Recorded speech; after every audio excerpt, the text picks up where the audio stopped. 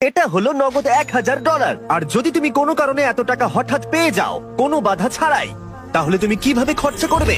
এগুলো ডিসপ্লে করে রাখা হয়েছে যাতে আমাদের প্রয়োজনীয় পোশাক আমরা এখান থেকেই পছন্দ করতে পারি।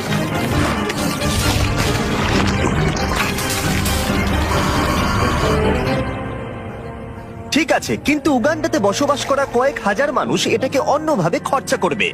এখানে বসবাসকারী বেশিরভাগ মানুষের দৈনিক রোজগার $1 থেকে $2, যার মানে হলো শিক্ষা পাওয়ার জন্য, ব্যবসা শুরু করার জন্য, পর্যাপ্ত স্বাস্থ্য সেবা পাওয়ার জন্য, এমনকি বিদ্যুৎ পাওয়ার জন্য এটা একেবারেই যথেষ্ট নয়।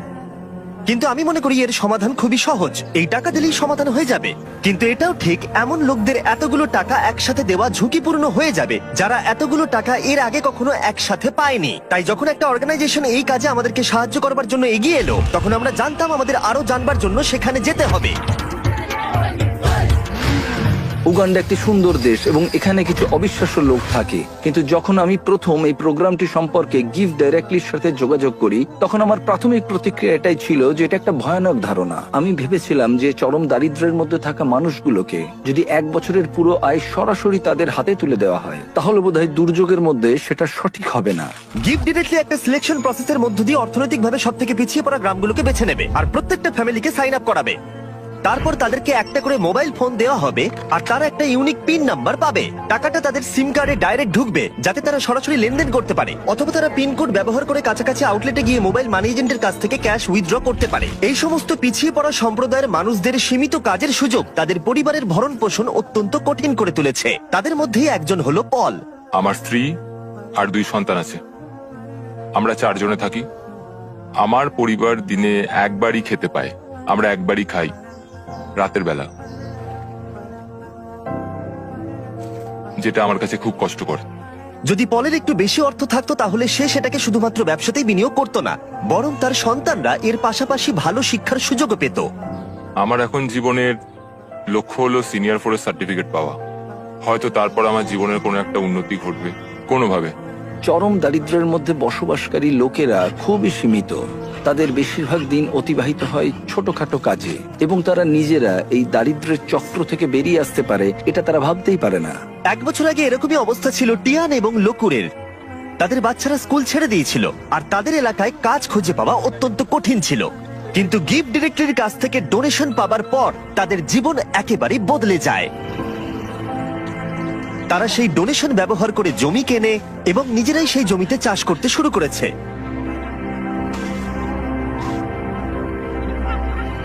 তারা একটা গ্রেন মিলও কিনেছে এবং তারা এখন গোটা সম্প্রদায়ের জন্য শস্য প্রক্রিয়াকরণ করে অল্প প্রফিটও করছে। তারা এখন তাদের সেই প্রফিট দিয়ে নিজেদের বাড়িতে একটি দোকান খুলতে চায়। তার সাথে লোকুরে এখন গ্রামের মধ্যে একটা রিফুয়েলিং স্টেশনও চালু করেছে।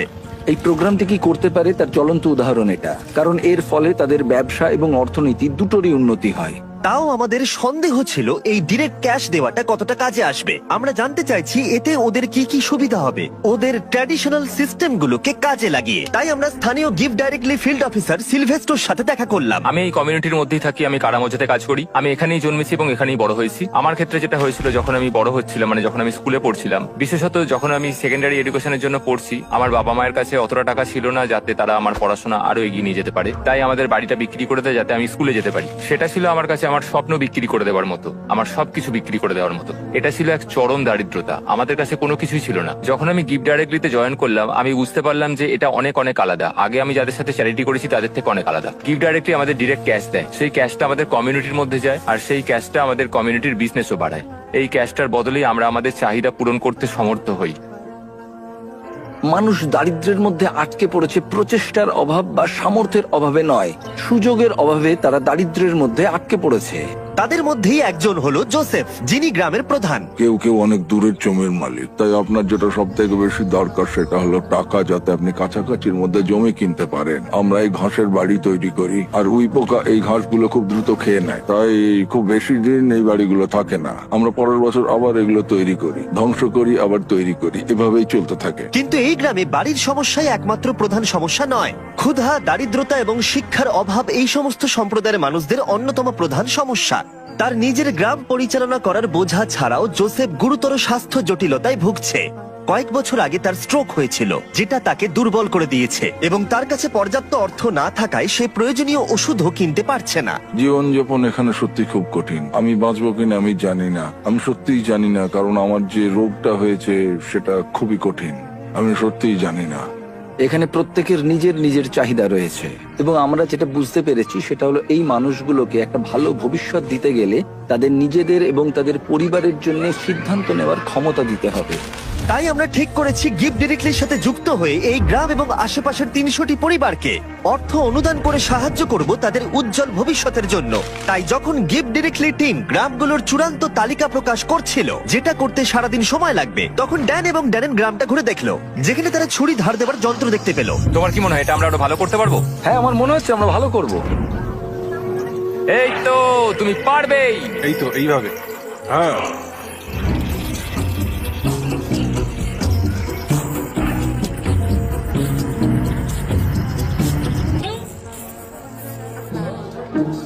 এবার এখন এগুলো টেস্ট করার সময়।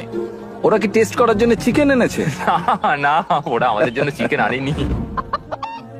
আমাদের পেছনে এখন অনেক লোক দাঁড়িয়ে আছে আর ওরা দেখবে যে সব থেকে ভালো কে ছুরি ধার দিয়েছে। যদি তোমরা ফুটেজটাকে রোল ব্যাক করে দেখো তাহলে দেখতে পাবে ড্যারেনকে একজন অ্যাসিস্ট করছে ছুরিটা ধার দেওয়ার জন্য, আর আমি পুরোটা একা একা করে গেলাম। আমি অনেক বেশি প্রফেশনাল ভাই। হ্যাঁ, ঠিক আছে। আর এখন ড্যান এবং ড্যারেনের পালা। আমি চ্যাম্পিয়ন। হ্যাঁ, হ্যাঁ, তুমি চ্যাম্পিয়ন, তুমি চ্যাম্পিয়ন। ড্যারেন হার মানতে না পেরে অন্য কিছু চেষ্টা করলো। সমগ্র আফ্রিকা জুড়ে লোকেরা তাদের মাথার ওপরে জিনিসপত্র বহন করে থাকে। ড্যান আর আমি এখন সেটাই চেষ্টা করতে যাচ্ছি। ওরে বাপরে। দাঁড়াও। আরে তুমি দাঁড়াও। তুমি কি ঠিক আছে? তোমার হাত নিচে তো? হ্যাঁ। তুমি এটা নিয়ে দাঁড়িয়ে আছো কি করে? ঠিক আছে। তুমি তৈরি তো? ও, আমি জিতে গেছি। হতেই পারে না। ঠিক আছে, এইটা ড্যারেন জিতলো, কিন্তু ওর ব্যাগটা। তুমি এটা কিভাবে করছো?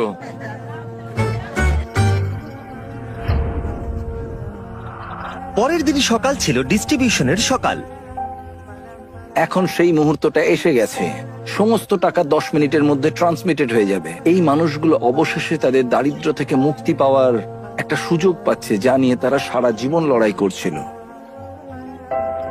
কিন্তু গ্রামের মধ্যে জোসেফ ছিল সবচেয়ে বেশি উদ্বিগ্ন, কারণ তিনি জানতেন এই অনুদানটি তার এবং তার পরিবারের জীবন কতটা বদলে দেবে। এটা ছিল সেই মুহূর্ত যার জন্য তারা অপেক্ষা করছিল। তাই গোটা সম্প্রদায় ছিল নার্ভাস এবং এক্সাইটেড।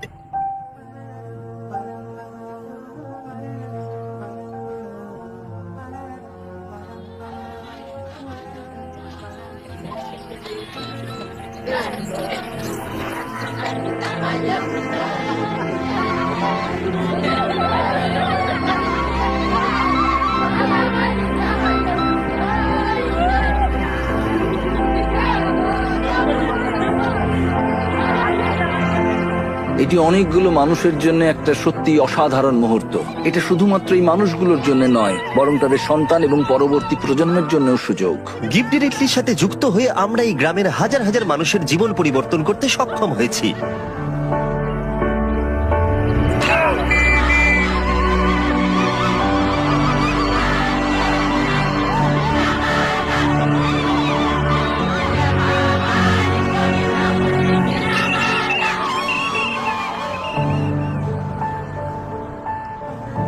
টেক্সট মেসেজ পাওয়ার পর এখন সময় তাদের টাকাগুলো উইথড্র করবার।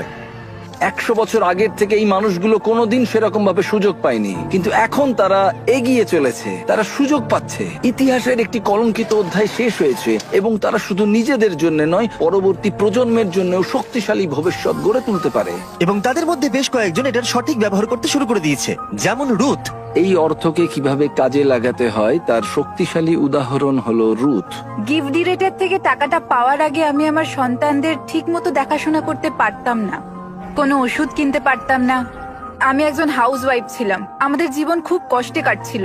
কিন্তু প্রতিকূলতা সত্ত্বেও রুথ গিফট ডিরেক্টলির সাহায্যে তার স্বপ্নগুলো সত্যি করতে দৃঢ় প্রতিজ্ঞ ছিল।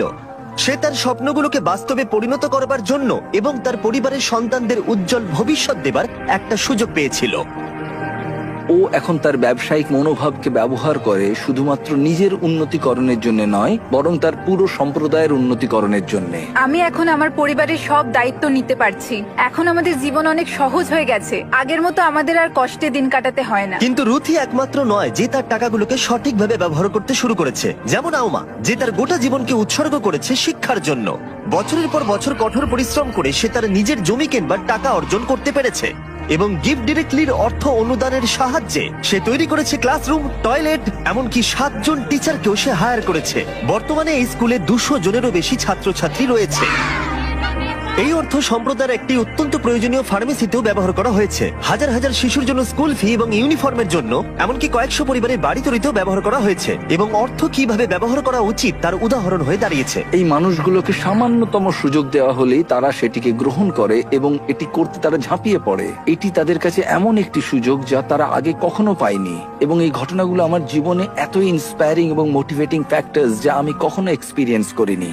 ট্রিপটা শেষ করার জন্য ড্যারেন আরো একটি স্কুল পরিদর্শন করলো। গিফট ডিরেক্টলির অনুদানে 1 সপ্তাহের মধ্যে শিক্ষার্থীর সংখ্যা গিয়ে দাঁড়িয়েছে 650 থেকে 980, কারণ তাদের প্যারেন্টসরা এখন সক্ষম স্কুলের ফি দিতে এবং ইউনিফর্ম কিনতে। Little children, little children, obey your parents, little children. কিছুক্ষণ আগেই মেঘের আওয়াজ শোনা যাচ্ছিল। আসলে সবেমাত্র বৃষ্টি শুরু হয়েছে। বাচ্চারা গান শুরু করতেই মেঘ মুছে গেল এবং আকাশ এখন উজ্জ্বল। এটা একটা খুবই আশ্চর্যজনক অভিজ্ঞতা ছিল। Little children, obey your parents. Gift directly প্রমাণ করেছে যে আমাদের প্রাথমিক ধারণা একেবারেই ভিত্তিহীন ছিল। আমাদের এরকম নতুন অনেক আইডিয়া আছে যাতে আমরা সবাই মিলে একটা সুন্দর ভবিষ্যৎ গড়ে তুলতে পারি। কিন্তু প্রয়োজন আরো অনেক। তাই আমরা গিফট ডিরেক্টলির সাথে অর্থ অনুদান দিতে মাত্র 1 মাইল দূরে আরেকটা গ্রামে গেছিলাম। সাহায্য করতে চাইলে ডোনেট বাটনে ক্লিক করুন বা giftdirectly.org/beast এ যান, যাতে আমরা আরো বেশি করে উগান্ডাবাসীদের সাহায্য করতে পারি।